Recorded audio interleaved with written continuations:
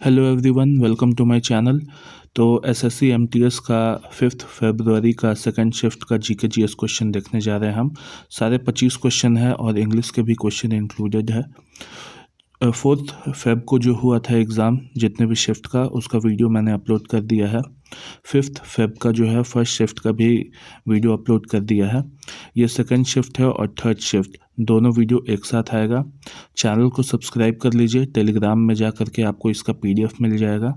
और ध्यान रखना है कि थीम्स बहुत ज़्यादा रिपीट हो रहे हैं, जैसे एटमॉस्फेयर का लेयर से क्वेश्चन काफ़ी आ रहा है, और इंटरनेशनल स्पेस स्टेशन, भारतीय स्पेस स्टेशन, ऐसा थीम रिपीट हो रहा है। तो क्वेश्चन बिल्कुल नहीं छोड़ना है, बिल्कुल लगा के जाना है। तो विदाउट वेस्टिंग एनी टाइम शुरू करते हैं। आज का पहला क्वेश्चन है हमारा, पक्षियों के वैज्ञानिक अध्ययन को क्या कहते हैं? What is the scientific study of bird called? तो ये हमारा ऑर्निथोलॉजी हो जाएगा। Option B is the right answer. ठीक है। बाकी जो ऑप्शन में था वो सब किस चीज़ का स्टडी को दिखाता है? तो एंटोमोलॉजी जो है वो इंसेक्ट के स्टडी को किया जाता है, तो उसको एंटोमोलॉजी कहते हैं। ऑर्निथोलॉजी हमने अभी देखा बर्ड्स के स्टडी को कहते हैं। एंथ्रोपोलॉजी जो है वो ह्यूमन बींग के इवोल्यूशन और उनके कल्चर को स्टडी करते हैं जब, तो उसे एंथ्रोपोलॉजी कहते हैं। जैसे कि होमोसेपियन कैसे बना, नियंडरथाल कब था, तो ये सब जो है होमो इरेक्टस, होमो हैबिलस, ये सब का स्टडी को एंथ्रोपोलॉजी कहते हैं। और इक्टोलॉजी किसे कहते हैं? तो इसे स्टडी ऑफ फिशेस कहते हैं। जब मछलियों का स्टडी करते हैं हम, तो उसे इक्टोलॉजी कहते हैं। तो ऑर्निथोलॉजी में जो है हम बर्ड के बिहेवियर को, उनके ब्रीडिंग पैटर्न को, वो कैसे माइग्रेट करते हैं, वो क्या खाते हैं, ये सब के बारे में जब हम स्टडी करते हैं तो उसे ऑर्निथोलॉजी में स्टडी करते हैं हम। ठीक है। Next question, Raibenshe is a traditional and martial folk dance of which state? Raibenshe Bharat के किस राज्य का एक पारंपरिक और मार्शल युद्ध कला लोक नृत्य है? तो ये वेस्ट बंगाल का लोक नृत्य है। ठीक है। इसके बारे में थोड़ा डिटेल में देखते हैं। तो ये जो है ये वेस्ट बंगाल से ओरिजिनेट करता है। यहाँ पे भाला, स्वॉर्ड, शील्ड, ये सब का इस्तेमाल होता है, तलवार का। और बाकी जो अदर मार्शल फोक डांसेस है इंडिया का, वो भी देख लेते हैं। तो छाऊ जो है, जो उड़ीसा, झारखंड और पश्चिम बंगाल में मनाया जाता है, वो भी एक तरह का मार्शल फोक डांस ही है। ठीक है। कलरीपयट्टू बहुत फेमस है, ये बहुत बार एग्जाम में आया है, केरल से ओरिजिनेट करता है। थांगटा भी बहुत इम्पोर्टेंट है, ये मणिपुर से ओरिजिनेट करता है। पैका और परिका खंड जो है वो उड़ीसा का मार्शल फोक डांस है। गटका जो है पंजाब का है। लाठी खेला पश्चिम बंगाल और बिहार, वेस्ट बंगाल और बिहार का है। और पाइका नृत्य जो है ये झारखंड का भी है, जहाँ पे ट्राइबल लोग जो है इसे परफॉर्म करता है। ठीक है। नेक्स्ट क्वेश्चन बढ़ते हैं। Sanji is primarily a folk art and festival style of which state / region in India? Sanji मुख्य रूप से भारत के किस राज्य क्षेत्र की एक प्रसिद्ध लोक कला और उत्सव शैली है? तो ये जो है हमारा उत्तर प्रदेश और ब्रज रीजन से ओरिजिनेट करती है। अब ब्रज रीजन है तो फिर कृष्ण भगवान भी हुए, तो ये कृष्ण भगवान के प्रेयर में ही मनाई जाती है सांजी। और ये वैष्णव डिवोशन है, मतलब विष्णु भगवान को डिवोट होता है ये ट्रेडिशनल फोक आर्ट। इसमें फूलों का, पेपर कटिंग का और नेचुरल कलर का यूज़ होता है। और ये जो है सांजी जो है ये मेनली पितृपक्ष के दौरान ऑब्जर्व किया जाता है। पितृपक्ष वही फेस्टिवल है जिसमें हम अपने पितरों को याद करते हैं, पूजा करते हैं, उनका पूजा करते हैं जो गुजर गए हैं हमें एक अच्छी ज़िंदगी दे करके। नेक्स्ट क्वेश्चन, प्रसिद्ध उपन्यास रायट ए नॉवल के लेखक कौन है? Who is the author of famous novel write a novel? तो ये जो है शशि थरूर का किताब है। ठीक है। Option B is the right answer. तो ये नॉवल जो है वो कम्युनल रायट जो हुआ था इंडिया में, उसका बैकड्रॉप पे ये शशि थरूर ने लिखा है। इसमें politics, religion, governance, social conflict, ये सब कैसे काम करता है इंडिया में, ये इसका भी डिटेल दिया हुआ है। ठीक है। Next question, what is the measure of maximum pressure in your arteries when your heart beats and pump blood. तो ये जो है हमारा सिस्टोलिक प्रेशर हो जाता है। Option B is the right answer. तो ब्लड प्रेशर हम लोग नापते हैं तो उसमें सिस्टोलिक और डायस्टोलिक प्रेशर आता है, जिसमें सिस्टोलिक होता है 120 और डायस्टोलिक होता है 80। ये आइडियल माना जाता है। इससे ज़्यादा अगर हो तो ब्लड प्रेशर हाई माना जाता है और इससे कम अगर हो तो उसे ब्लड प्रेशर लो माना जाता है। और ये मिलीमीटर HG में नापा जाता है। ठीक है। HG जो है वो मरकरी है यहाँ पे। ठीक है। हाँ, तो सिस्टोलिक प्रेशर जो है वो मैक्सिमम प्रेशर होता है जो आर्टरीज एक्सर्ट करता है जब हार्ट कॉन्ट्रैक्ट करता है। ठीक है। और इसका जो वैल्यू है वो 120 है। ठीक है। और डायस्टोलिक जो है बॉटम नंबर वो 80 मिलीमीटर HG जो कि प्रेशर का ये है 80 मिलीमीटर HG वो डायस्टोलिक होता है। ठीक है। ब्लड प्रेशर जो है उससे नापने के लिए स्फिग्नोमैनोमीटर यूज़ करते हैं। 2-3 बार पढ़ लीजिएगा, स्पिग्मोमैमोमीटर। नेक्स्ट क्वेश्चन, सौरमंडल के ग्रह में चमक ब्राइटनेस के आधार पर शुक्र ग्रह किस स्थान पर आता है। Among the planet of solar system what is the rank of Venus in the term of brightness. तो ये सबसे ज़्यादा ब्राइट माना जाता है प्लैनेट, लेकिन ये आता है सेकंड पोजीशन पे। ठीक है। पहला तो सन ही है यहाँ पे, प्लैनेट नहीं। हाँ, option B is the right answer. तो रैंक देख लेते हैं प्लैनेट्स का। तो among all 8 planets of the solar system Venus is the brightest planet. its brightness is in the night sky is so high that it can be easily seen with the naked eye, इसीलिए इसे ये morning star भी कहते हैं अर्थ पे। ठीक है।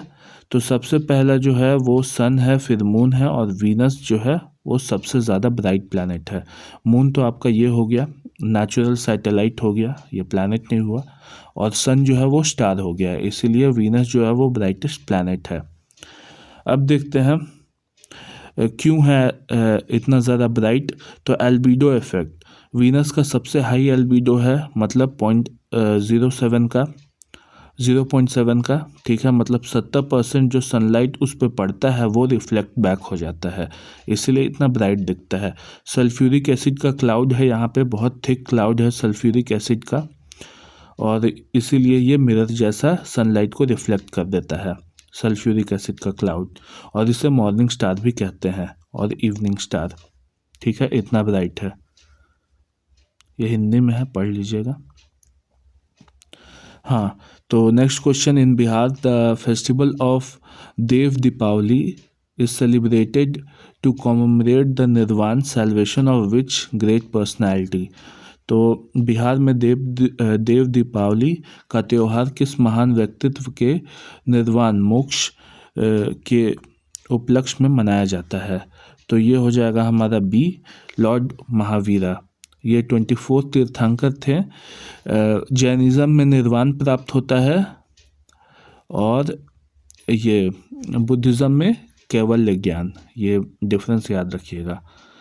तो ये लॉर्ड महावीरा जो है वो 24th और आखिरी तीर्थंकर थे, और इन्हीं के ये में देव दीपावली मनाई जाती है। इन्हीं को जब इनलाइटमेंट मिला था तो उसी के उपलक्ष्य में। Next question, what is the approximate time gap between sunrise in Gujarat and Arunachal Pradesh. तो अरुणाचल प्रदेश जो है वो ईस्टर्न मोस्ट कमांड है और गुजरात जो है वो वेस्टर्न मोस्ट कमांड है। इस दोनों के बीच में लगभग आपका 30 डिग्री का अंतर है। ठीक है। और 15 डिग्री का मतलब होता है 1 घंटा। ठीक है। तो 30 डिग्री का मतलब हो जाएगा 2 घंटा। तो option C is the right answer. ठीक है। अब इंडिया का थोड़ा लैटिट्यूडनल एक्सटेंट देख लेते हैं और लॉन्गिट्यूडनल एक्सटेंट बहुत इंपॉर्टेंट है। तो तो इंडिया का लैटिट्यूडनल एक्सटेंट है 8 डिग्री नॉर्थ से लेकर के 37.6 डिग्री नॉर्थ, मतलब इंडिया जो है वो पूरी तरह से नॉर्दर्न हेमिस्फीयर में है।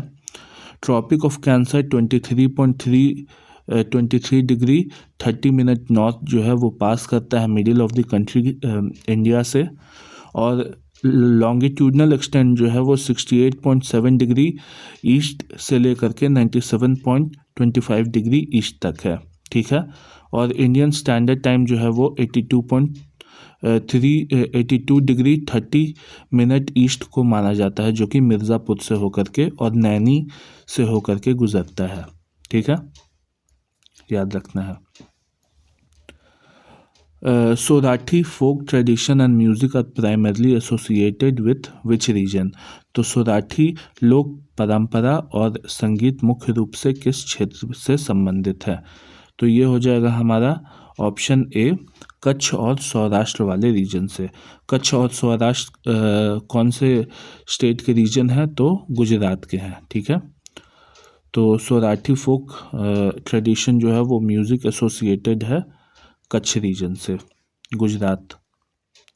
Next question, in which year the ₹20 note introduced for the first time in independent India. तो सबसे पहली बार 20 का नोट कब इशू हुआ था इंडिया में? तो ये 1972 में हुआ था, याद रखना है 20 का नोट। अब देख लेते हैं कि कौन कौन सा नोट कब इशू हुआ था और कितना बार डिमोनेटाइजेशन हुआ है भारत में। तो देखिए 3 बार मेन इंडिया में डिमोनेटाइजेशन हुआ है। एक बार सबसे पहली बार 1946 में, उसके बाद 1978 में और फिर 2016 में। 2016 वाला तो सभी जानते हैं, 500 और 1000 के नोट डिमोनेटाइज हुए थे। 1946 में 1000 के नोट और 10,000 के नोट डिमोनेटाइज हुए थे। 1978 में 1000 के नोट, 5000 के नोट और 10,000 के नोट डिमोनेटाइज हुए थे। 2023 में रिजर्व बैंक ऑफ इंडिया ने 2000 रुपये के जो नोट है उसे सर्कुलेशन से वापस लेने का ये नोटिस इशू किया, अनाउंस किया। तो लगभग अब मैक्सिमम 2000 के नोट जो है वो आरबीआई ने वापस ले लिए हैं। 1000 रुपये का नोट जो है वो पहली बार 1938 में रिलीज़ हुआ था, फिर 1946 में बैन भी कर दिया गया, मतलब डिमोनेटाइज कर दिया।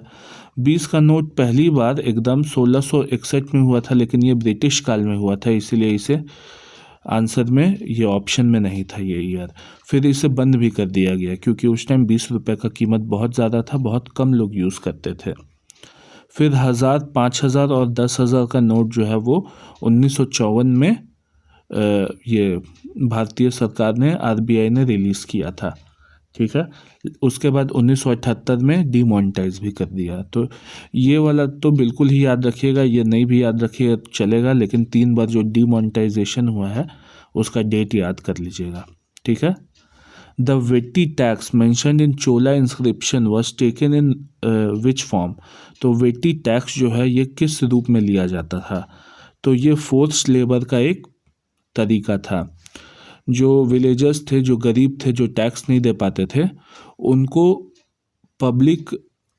उनको जो है पब्लिक प्रोजेक्ट्स में, जैसे रोड बनाना हो गया, कुआं खोदना हो गया, ये सब में वो लोग से फोर्स्ड लेबर कराया जाता था और उन्हें कुछ भी पैसा नहीं दिया जाता था। तो वेटी उसी को कहते थे, ठीक है, जबरन काम करवाना। कंपलसरी था ये फोर्स लेबर, ध्यान रखना है। पब्लिक प्रोजेक्ट मतलब राजा अगर कोई प्रोजेक्ट बनवा रहा है, मान लीजिए राजा सड़क बनवा रहा है, तो उसमें आपको काम करना पड़ेगा फ्री में, ठीक है। टेम्पल बनवा रहा है, उसमें भी आकर के आपको काम करना पड़ेगा फ्री में, कोई पैसे नहीं मिलेंगे। Vanji was the capital of which of the following ancient dynasties. तो वंजी जो है आपका वो चेरा डायनेस्टी का कैपिटल था, ठीक है। अब देखते हैं पल्लवास का कैपिटल क्या था। तो कांचीपुरम। चेरा का कैपिटल वंजी अभी हमने देखा। पांड्या का जो है वो मदुरई और चोला का कैपिटल जो है वो तंजावुर था। ये याद कर लीजिएगा, बहुत इंपॉर्टेंट है, डायरेक्ट मैच द कॉलम आ जाएगा। In which part of the Indian constitution are municipalities described. तो ये म्यूनसिपैलिटीज़ जो है वो किस भाग में मेंशन्ड है इंडियन संविधान के, तो वो पार्ट 9A में है। ठीक है, पार्ट 9 में जो है यहाँ पे पंचायत है। ठीक है, और पार्ट 9B में जो है वो कोऑपरेटिव सोसाइटीज़ है। ठीक है, कोऑपरेटिव सोसाइटीज़। ठीक है, option B is the right answer. देख लेते हैं, म्यूनसिपैलिटीज़ जो है वो पार्ट 9A में है कॉन्स्टिट्यूशन के। 74th कॉन्स्टिट्यूशनल अमेंडमेंट एक्ट 1992 से आया था। पंचायत जो है, पंचायत 73rd कॉन्स्टिट्यूशनल एक्ट 1992 से आया था। ठीक है, और म्यूनसिपैलिटी 74th से। पंचायत का जो आर्टिकल है वो आर्टिकल 243 से लेकर के 243O तक है। म्यूनसिपैलिटीज़ का जो है पार्ट 9A में वो आर्टिकल 243P से लेकर के 243ZG तक है। कोऑपरेटिव सोसाइटी जो पार्ट 9B में है उसका आर्टिकल है 243ZH से 243ZT तक। ये याद कर लीजिएगा, एक्सटेंड पूछ देगा कि कितना से कितना आर्टिकल तक क्या है। ठीक है, in which year was the land acquisition act passed by the British in India. तो किस साल ये भूमि अधिग्रहण अधिनियम किया गया था, पारित किया गया था। तो ये हमारा 1894 में पारित किया गया था। ठीक है, देखिए यहाँ 1 मार्च 1894 में पारित किया गया था। ये पुराना लॉ को रिप्लेस किया था। ठीक है, लैंड एक्विजिशन में। और अभी जो पुराना वाला जो है उसे रिप्लेस किया है land acquisition rehabilitation and resettlement act 2013 से, LARR एक्ट 2013। नेक्स्ट क्वेश्चन तरफ बढ़ते हैं। After the 1857 revolt where did British exile Bahadur Shah Zafar after imprisoning him. तो उन्हें रंगून भेज दिया गया था और 1864 में इनका डेथ भी हो गया था। ठीक है, याद रखना है।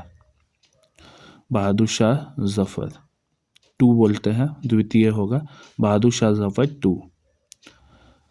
तो अब देखते हैं कि 1857 का रिवोल्ट कहाँ पे कौन नेतृत्व कर रहा था, कौन लीडर था। तो कानपुर में थे नाना साहेब, लखनऊ में थे बेगम हजरत महल, झांसी से रानी लक्ष्मीबाई, ग्वालियर में थे तात्या टोपे और लक्ष्मीबाई, बरेली से थे खान बहादुर खान, फैज़ाबाद से मौलवी अहमदुल्ला शाह, इन्हें डंका शाह भी कहते हैं क्योंकि ये डंका बजाते हुए गुजरते थे, और बिहार से थे बाबा कुंवर सिंह। ठीक है, next question, what is the current account of balance of payment what is primarily recorded. तो क्या रिकॉर्ड होता है। तो ऑप्शन बी, वस्तुएं और सेवाओं का व्यापार एवं स्थानांतरित भुगतान, trade and good services and transfer payments. Option B is the right answer. ठीक है, यही रिकॉर्ड होता है BOP में। और ये करेंट अकाउंट का BOP में और क्या ऐड होता है। तो इनकम रिसीप्ट्स और पेमेंट्स, ट्रांसफ़र पेमेंट्स और रेमिटेंसेस भी इसी में आता है, current account balance of payment में। Which type of soil is primarily found in the northern plains of India.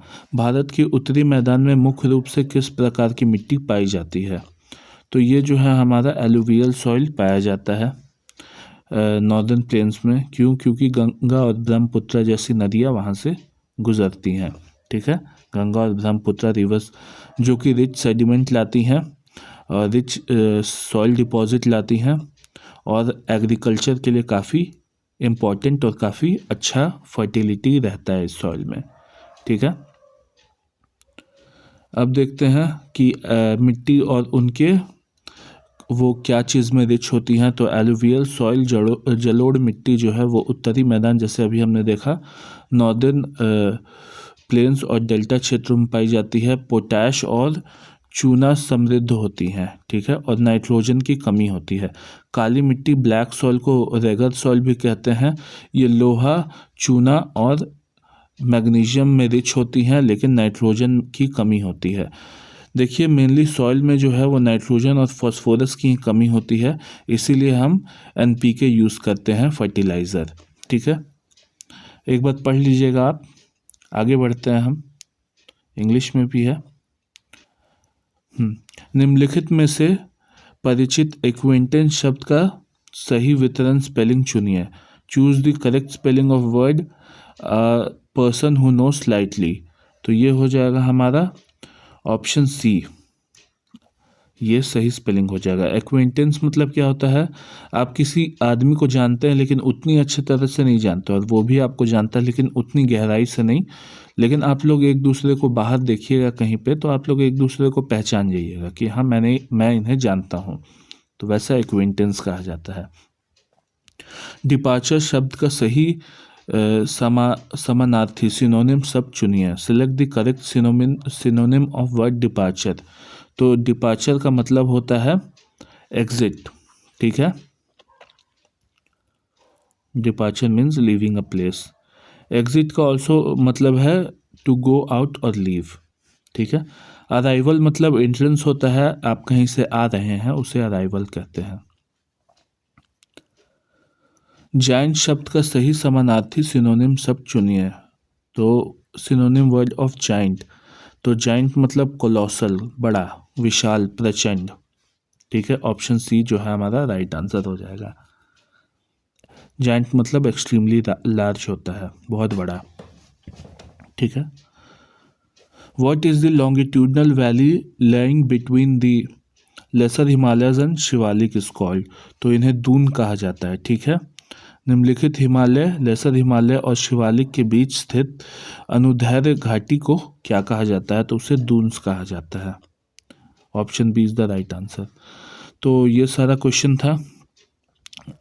आपको अगर वीडियो पसंद आया हो तो प्लीज़ लाइक करिए, चैनल सब्सक्राइब कर लीजिए, क्योंकि मैं एसएससी से रिलेटेड और भी काफ़ी प्रोजेक्ट्स लाने वाला हूं, जैसे कि पीवाईक्यू, लगभग 100 वीडियोस होंगे उसमें, हर एक टाइप का पीवाईक्यू होगा, कुछ नहीं छोड़ने वाला हूं मैं। 30-30 सवाल के वीडियो लगाएंगे 40-40 मिनट के। तो उसके लिए आप चैनल सब्सक्राइब कर लें। Thank you very much, do support me, bye bye.